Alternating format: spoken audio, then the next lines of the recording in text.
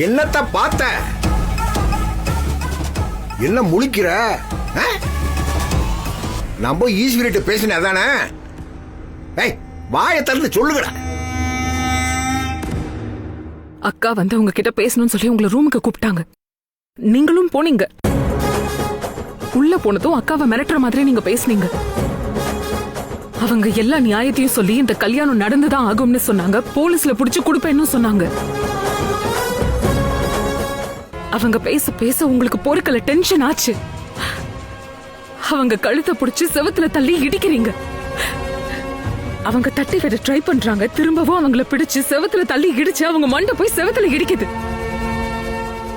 எவ்வளவோ ட்ரை பண்ணியும் நீங்க அவங்கள விடல. அவங்க அங்க மயங்கி அங்கேயே தரையில விழுகுறாங்க. நீங்க எதையும் பார்க்காம வெளியே வந்துட்டே இருந்தீங்க. கீழே விழுந்து மயங்கி கீழே ஃபுல்லா ரத்தம். இந்த டீடைல்ஸ் போதுமா? இல்ல தெளிவா நீங்க என்னென்ன பேசுனீங்கன்னு சொல்லட்டா?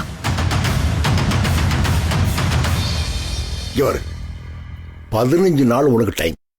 எல்லாத்தையும் கொடுத்துட்டு ஓடி போயிடலாமா? இல்லையாக்க உங்க எல்லாத்துக்கும் அவளுக்கு ஏற்படும் நிலைமைதான். 15 நாளுங்கிறது வெறும் நாள் இல்லடா.